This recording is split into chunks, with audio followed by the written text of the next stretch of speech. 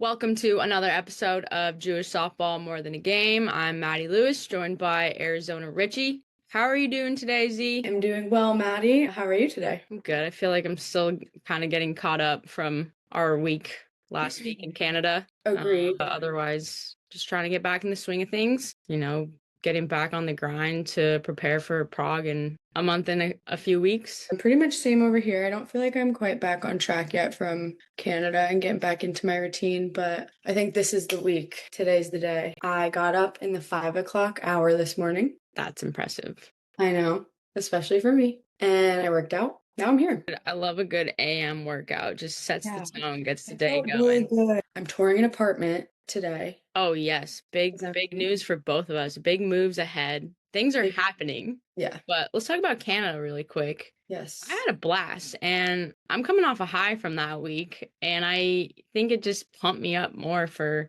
Prague. I mean, it always does. It kind of rips the Band-Aid off because we haven't played together in, since last, September. I agree. Yeah, it's kind of our warm-up every year. Missing my roommate a little bit. I think that was part of coming back and getting into the swing of things again. You're just like, I was on the pod, my roommates. we were roommates. We had lots of recovery tools and cupping going on. Yeah, we were actually the training room as well. Yeah, no one actually came, but No one came, but it was there. The availability was there if they wanted it. yeah, but I had so much fun in Canada. I feel like this was one of the most fun tournaments we've had. I feel like the team really gelled. I enjoyed connecting with teammates, newer ones, older ones, so that was fun. It was like good headspace for everybody. Camaraderie, I feel like, is such a big deal in team sports, especially. And we've played on so many different teams, but like this one just felt like smooth and easy, and like everyone enjoyed each other's company, which I think is a 100%. big part in playing well together. Our record doesn't necessarily show like how well we played, but I think there's a lot of positive points to pull from, just certain innings, even, breaking it down to like small little things like that are going to be good for us moving forward. Yeah, I agree. A favorite moment with the team, like that could be on or off the field. Favorite meal we had, favorite game that we played. Favorite moment with the team was probably everything leading up to the game that we played at 11:30 p.m. There was a big rain delay that day and our game got pushed to 11:30 p.m. We just had fun with that, honestly. We were a little like crazy in the head, but we got some energy drinks and me and Maddie went a little crazy off that. Favorite meal, we keep going back to this sushi place called Sushi California. I'm gonna say that my favorite game was when we played the Netherlands. We just had honestly a really solid game. We lost to them 3-1 still, but for me personally, that game was meaningful because I'm on year 5 now with Team Israel, and looking back, we got basically run ruled every time by them. So just seeing like the progression that our team has made and like building the foundation and now having like competitive games against teams like the Netherlands and Italy and GB is really exciting to me, which I feel like wraps in well with kind of looking back with our guest who is a part of building that foundation for us now. Before we dive into introducing this next guest, who is an Israel softball alumni, and Z kind of touched on, the foundation that she built along with some of the other alumni, I'll answer this question and then we can kind of get more into that. Favorite food? Probably Sushi California. Favorite game? To your point, like the Netherlands, that was incredible. We fought our asses off. We're always kind of the underdog. No one really expects much out of us. They started their second string, but I think, taking them to a tie game through, 5 innings, we're just scrappy. Like we fight and we stick together. And then on top of that game, TC Colorado, they always put up a stacked roster, and it was the first game we played, but that's always a fun game for me too, just knowing like what those girls have done in college and facing Tegan Cavan, who just won a World Series, like played at the biggest stage in college softball. So it's just really cool to play like at the international stage and be competing against like some of the best in the world.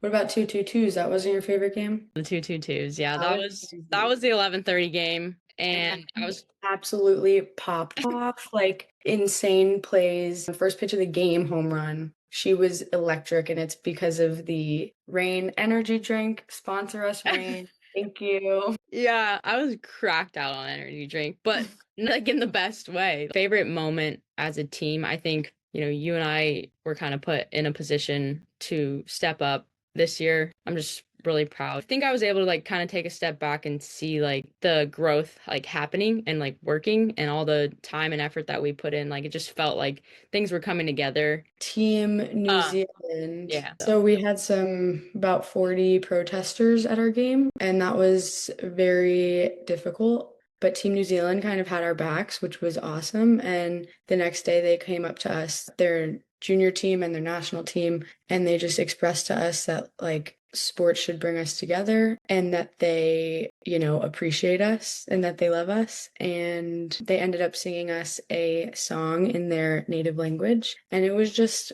a really, really beautiful moment after a really, really hard day. So shout out to Team New Zealand. Like everyone that's even connected to our team that wasn't there was touched by that. That's one of the first things I told people, Yeah, like same. it's like how was the Canada Cup? But yeah, just very touching, very moving. I think all of us were shedding some tears. It was Yeah, tough. that was really awesome. Just an amazing act of sportsmanship. And with all that said, this is one of the first alumni that we had on the pod, and she was part of Israel softball before my time. I think Z, you got a year with her. She was kind of like just a very consistent person. And I like how she played the game. And yeah, back to, those that helped build the foundation. I think it's really important to bring alum back in and, keep people connected. I met her when I was trying out for the team in 2021. Isn't playing anymore, but she continues to support us in several other areas. And I think that's a big part of growing, what we want this to turn into is having that kind of support and highlighting, what alumni are still doing and what they're up to and the careers that they've had as well. So without further ado, let's jump over and introduce Tamara Statman Schoen. Welcome to another episode of Jewish Softball More Than a Game, where the stories on the diamond go deeper than the box scores. I'm your host, Maddie Lewis, alongside my co-host, Arizona Ritchie. Today, we are thrilled to be joined by an accomplished American-Israeli softball player, author, advocate, and most recently, a loving mother, Tamara Statman Schoen. We know her by the nickname T. T attended University of Arizona, where she helped the Wildcats to a Pac-12 championship in 2017, RIP Pac-12, and a notable appearance in the Women's College World Series in 2019. In addition to her career .280 average with many big at-bats, she was also Arizona's first academic All-American since 2010 during her time. T went on to represent Team Israel in 2 European championships against some of the best competition in the world. She was on the team that took Israel to its first ever bronze medal game in Udine, Italy. Before my time, Robin and Z were also on this team. Off the field, T started West Coast swing dancing in college and was involved in student radio with her own show by the name of Tea Time. Watch out, Z, she might take our job. T was named Miss Tucson del Sol in 2020 and wrote the Real Deal Student Athlete Success Kit that same year. She married Josh Schoen, whom she met at the Maccabi Games in Israel. I'm sure we'll get more into this. And they welcomed their first child in 2024. Thank you so much for joining us today. How are you doing? I'm doing well, thank you. That was a very well-researched bio. We're thorough here. Yes, no, I'm doing well. It's great that what you guys are doing for Israel softball and what Danny's doing for Israel baseball. I'm really glad that it's big time now. Yeah, we're getting there. I would just like to say my 1 year playing with you, I definitely looked up to you that year. I think you came off as like one of those players that just like puts their head down and like no bullshit, no drama, just like go play. So that was really fun playing with you. And I missed it. I miss seeing you. Oh my gosh, I loved playing with you. You're very much the same way. You're serious about the game, like you just want Yeah. to go out and play. And Yeah, and I mean, you always had like a positive attitude and you were focused, and it was really enjoyable to play with you. So, Before you dive into the questions, during my tryout, I remember like having the most interactions probably with you. Just, I don't know, for whatever reason, I feel like we always were like in line together at the hotel. There was like a table I remember really detailed. It was like me, you, Sid, and Aaliyah. We were just chatting and like trying to get to know each other. So I think, not being on the team at that time yet and still not really knowing what the future held, like that meant a lot to me to be able to just like talk to someone who's been involved with Israel softball. So I want to shout that out and let you know that I appreciated that. Well, I'm glad you took that, and now you're doing amazing things with Israel softball. Oh my Yeah, goodness. it made quite the impression on us. So, but I will start us off. Just tell me a little bit about what it was like playing at Arizona, not to be confused with me, but playing at the school and with Mike Candrea. And, were you involved in Jewish life there? Just tell us all about it. University of Arizona. Oh my goodness. Playing there, that is literally the pinnacle.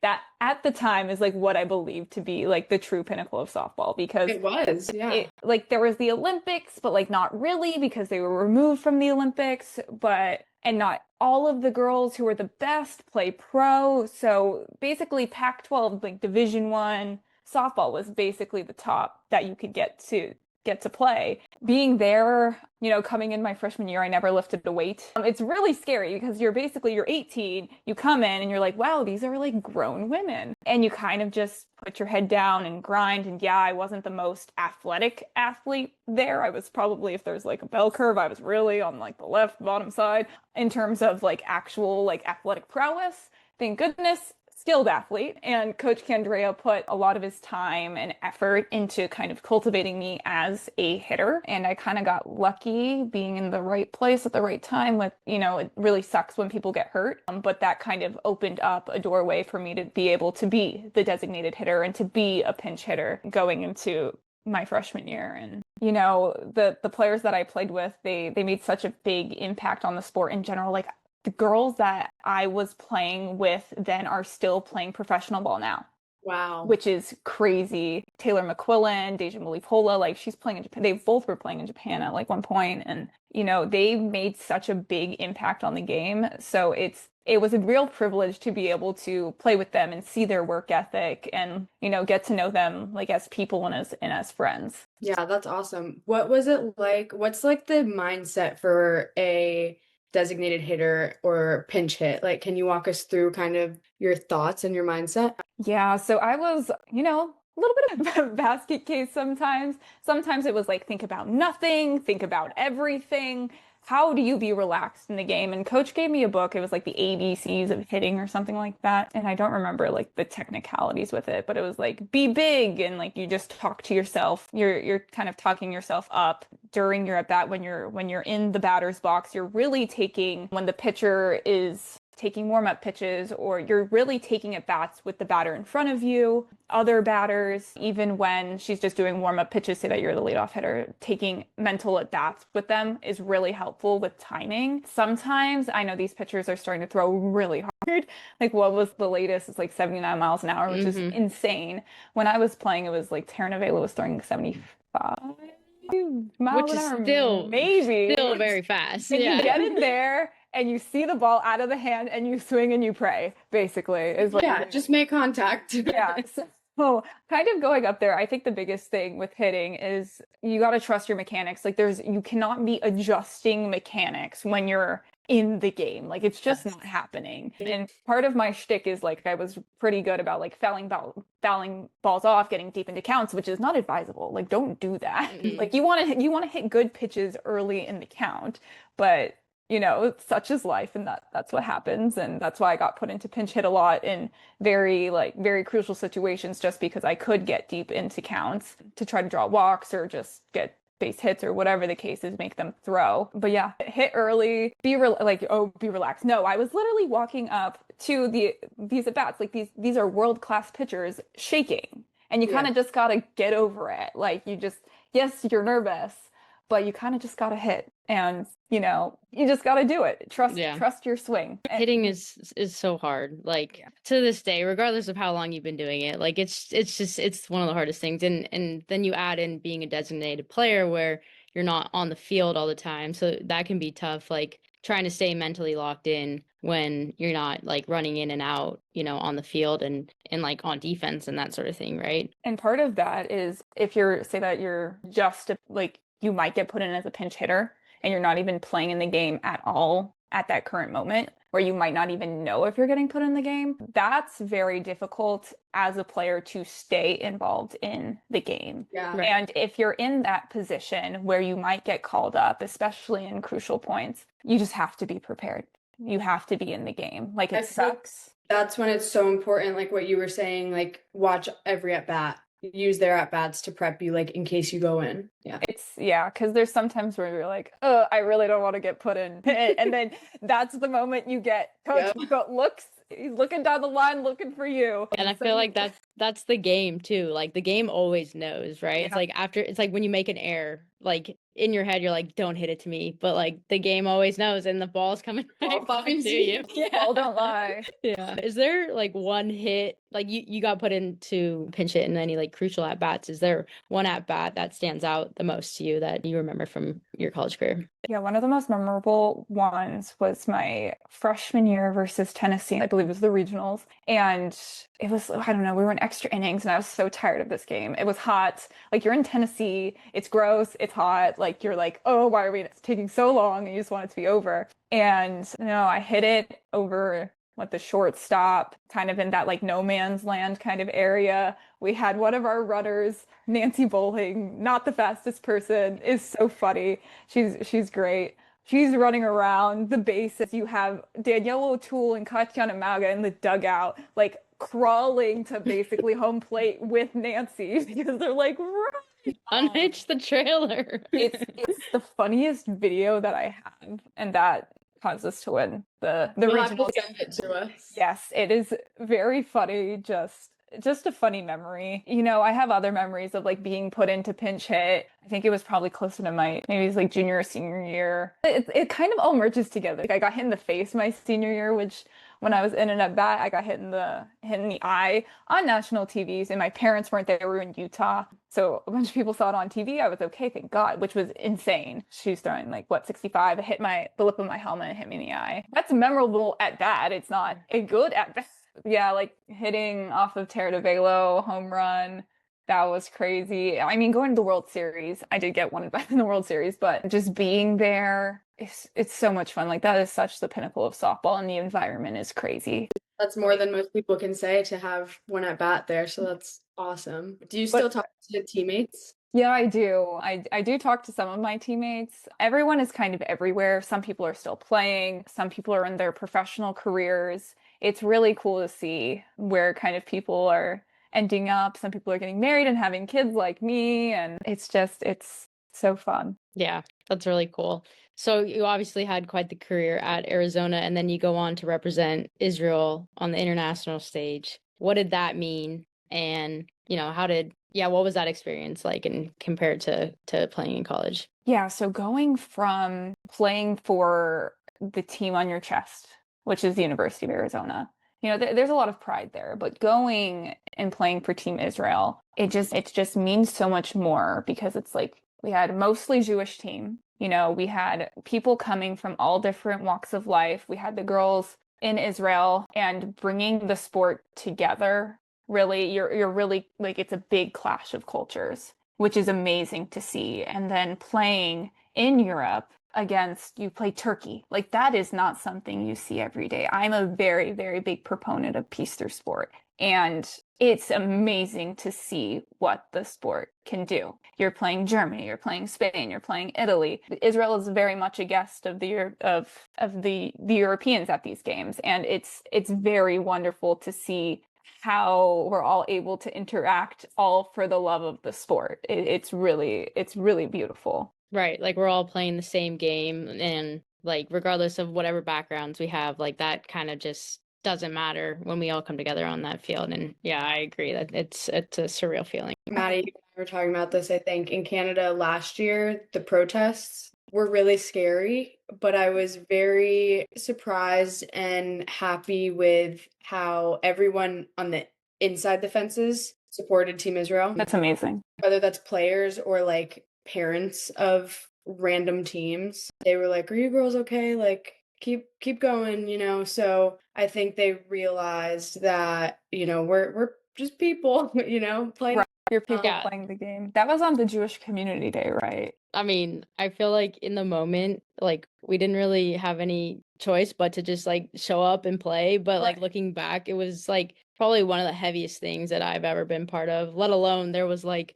a group of Hasidic, like Orthodox Jews that were there supporting us, like singing and dancing. And then outside of the field, it's like these protests that are happening. And so it was just like, just looking Yelling back, nasty stuff at us, like. yeah, looking back, it was like I wish that upon nobody, but I think it also brings us together that much closer, like as It a did. team and as It an did. organization, and just yeah, it was the support, like Z said, that also Right. like I think that kind of hit me the most is like when these people started coming up to all of us to check in. We had two security guards from Israel. Like they weren't local security, they were from Israel. They came and scoped out the place. They were sitting in our hotel lobby, or they were sitting on our floor to make sure, I don't know, no one escapes and no one comes in. But they were like very, very serious about security. You can't wear anything Israel. Like this is the very typical like experience playing for Israel is like even for Maccabi, they don't want you wearing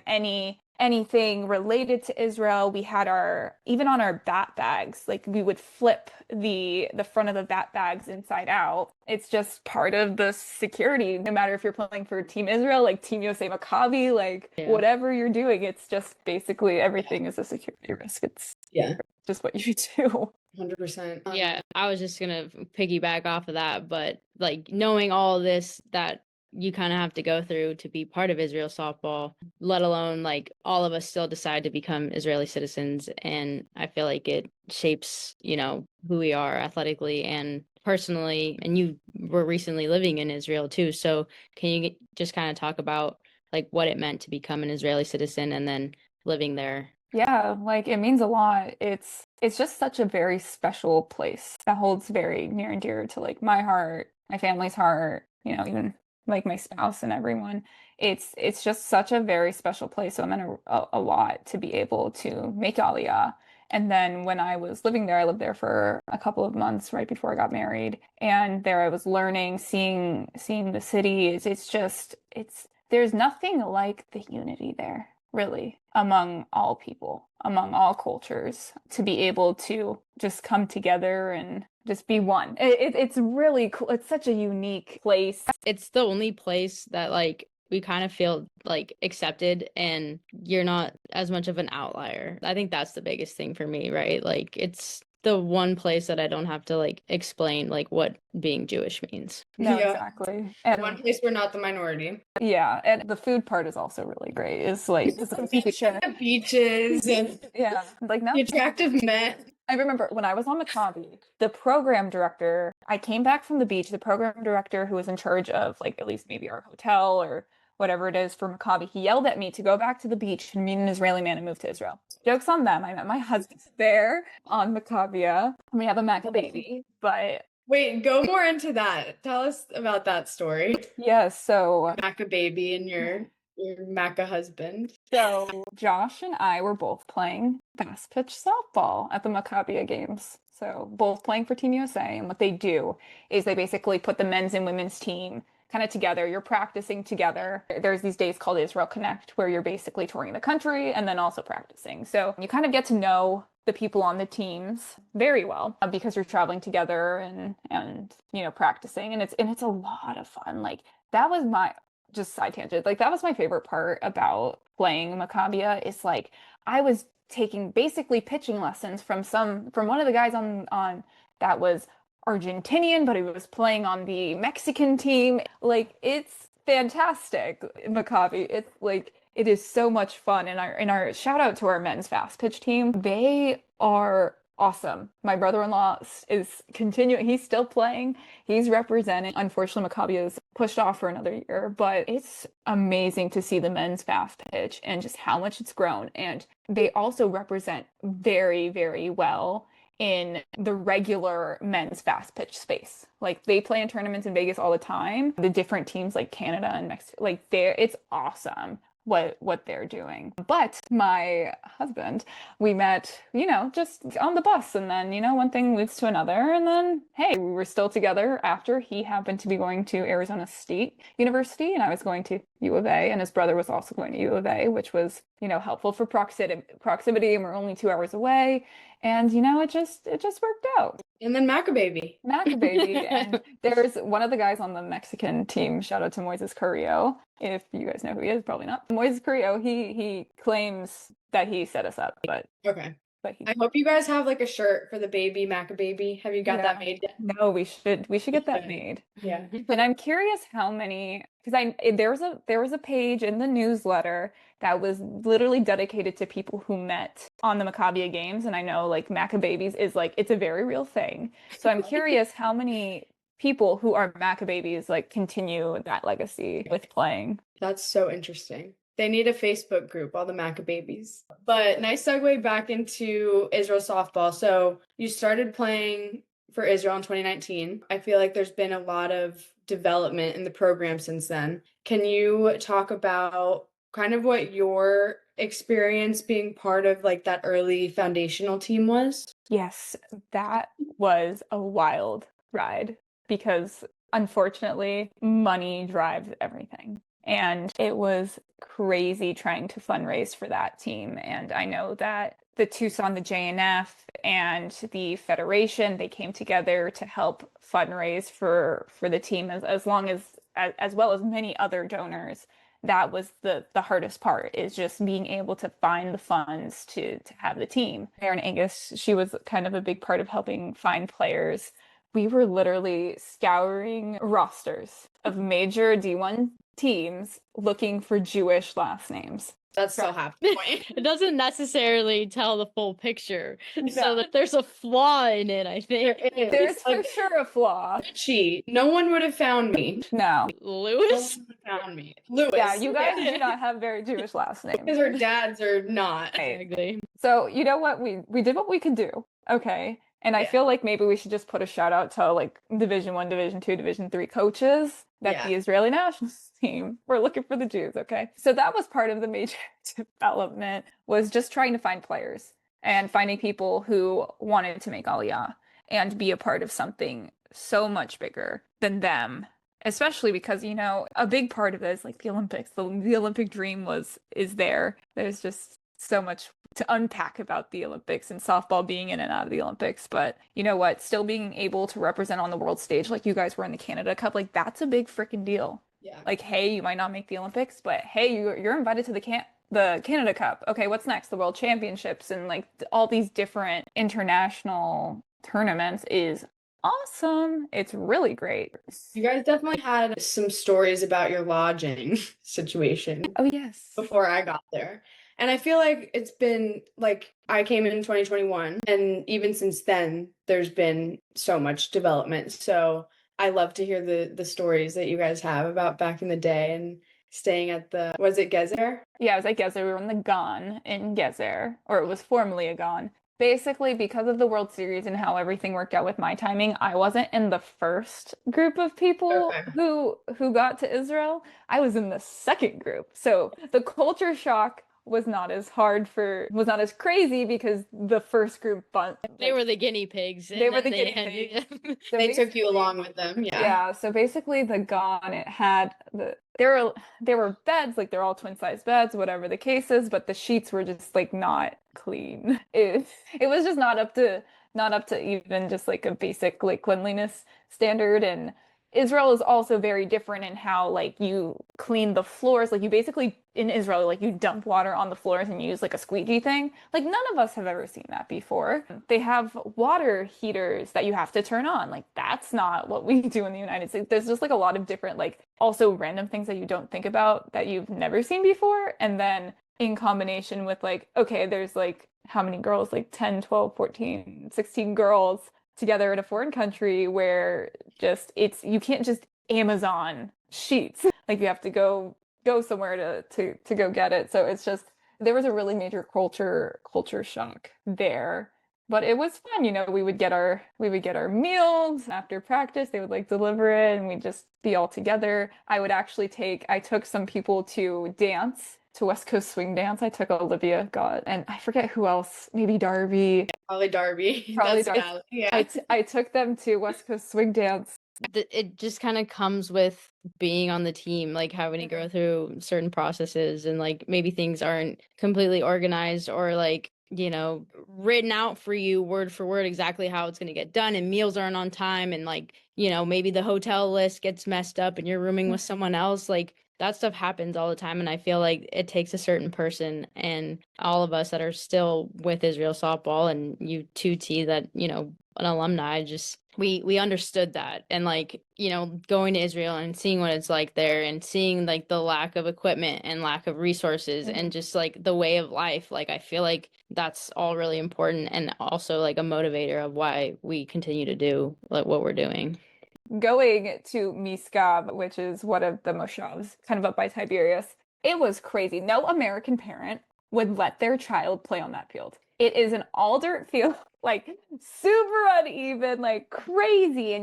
And I love seeing that it's both guys and girls playing. Like it's amazing. It's so cool. And there's just so much potential there with softball. And it's actually amazing to see how the Israeli men's softball team is doing in Europe. They're phenomenal. They're doing really, really well. So how do you currently stay connected to your Judaism and kind of satisfy like that identity? I know for me, Israel softball kind of like reignited that for me, or it kind of like carves out a place for me to express that more so. So, yeah, how do you stay connected now that you're not playing softball? I feel like everything is such a big domino effect. So it's like I meet my husband, his family, like they're modern Orthodox. Then you do Israel softball, and that's a really big cultural component. And then I go to seminary. I learn more about the intricacies of like being Jewish and like living a Jewish lifestyle. Then you get married, and then now we live in Scottsdale in a really Jewish community, so we keep Shabbat, like we keep kosher.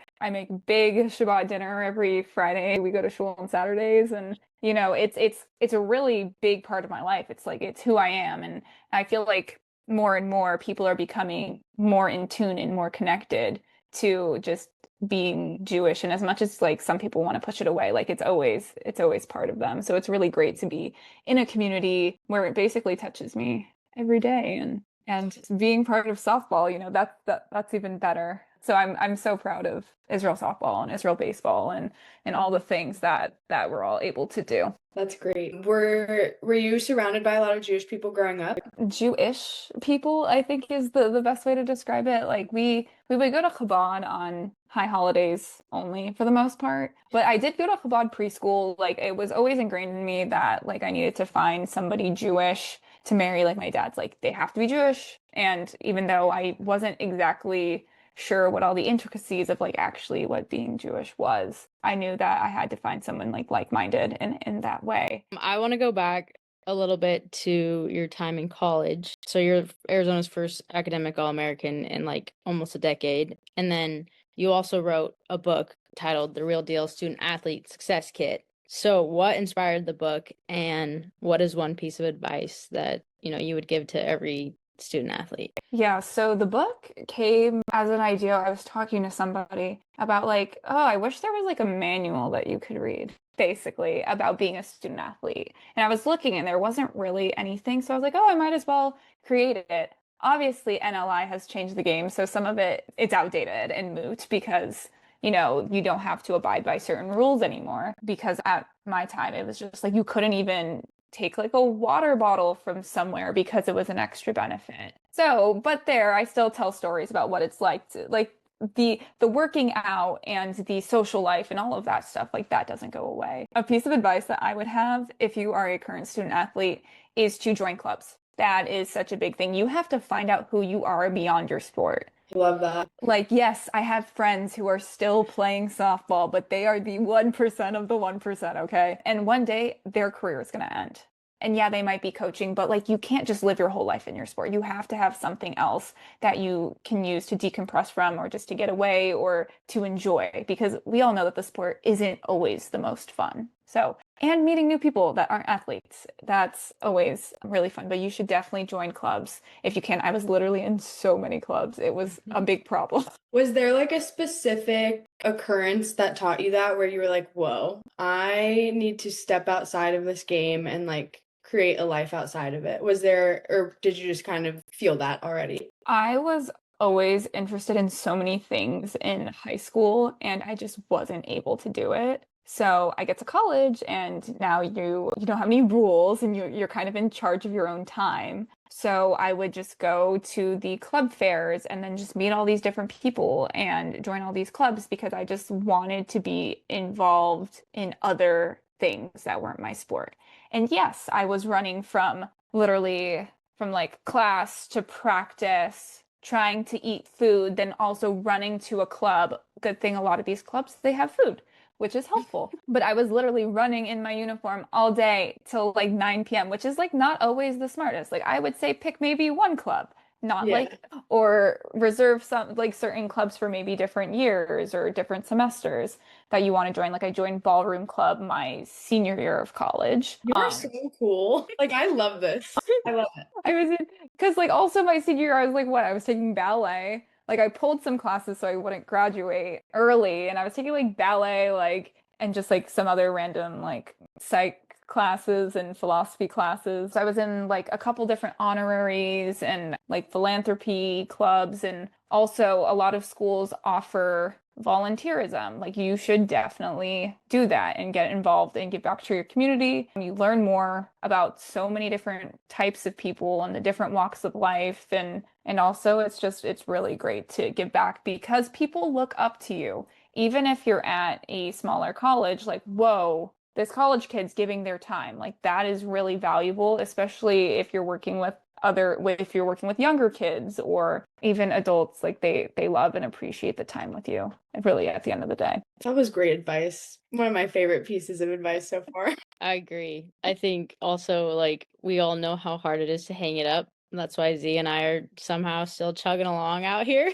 Like there's so much of our identity in the sport. It's always going to be sad when you do hang it up, but I think you can be a bit more prepared when the time does come if you listen to that great advice that you just provided. And it helps you jumpstart a little bit different like careers and just other things. Like right now, like yes, I work in education, but I also do some work with the Jewish Bureau of Education, and I helped volunteer there, and they do really great things. I like sign up for all their different events and everything, and it kind of just puts you in the mindset of getting out of the house also and looking to meet new people and help your community because you do need that. Like I love being where I live just in general from a lifestyle standpoint because we have a Jewish women's group chat WhatsApp with like a couple hundred people, like people in it from around this area, and all the time people will be like, hey, does anybody want this? Or like, hey, does anyone have any eggs?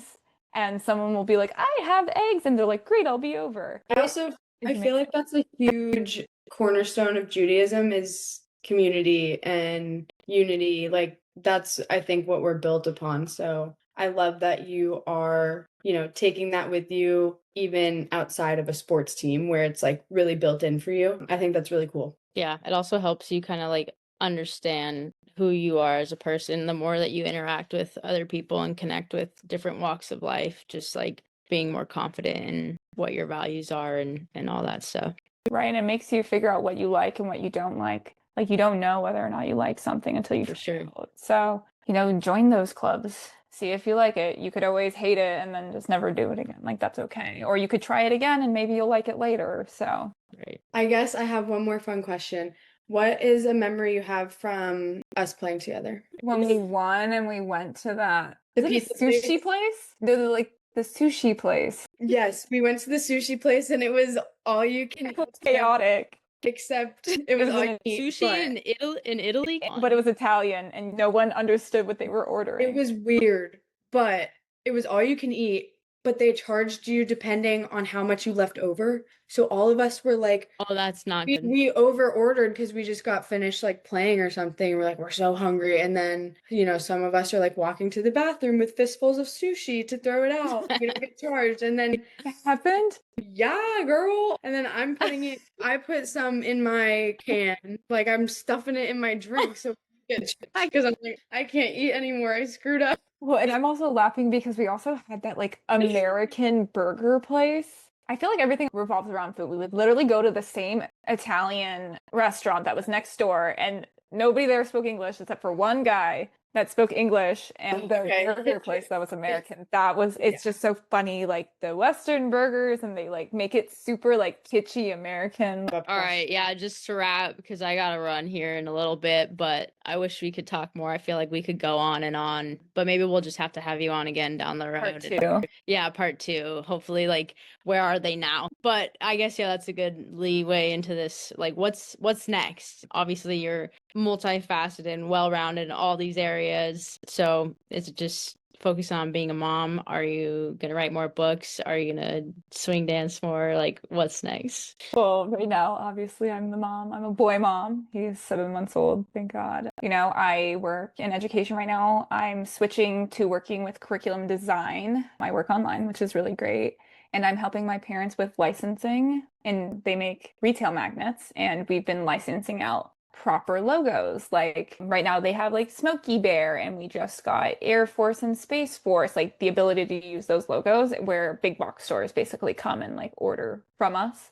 We do That's business cool. to business, but we're working on some great stuff because America's 250th celebration is next year, and we got the license to that. So that's some really fun stuff moving forward.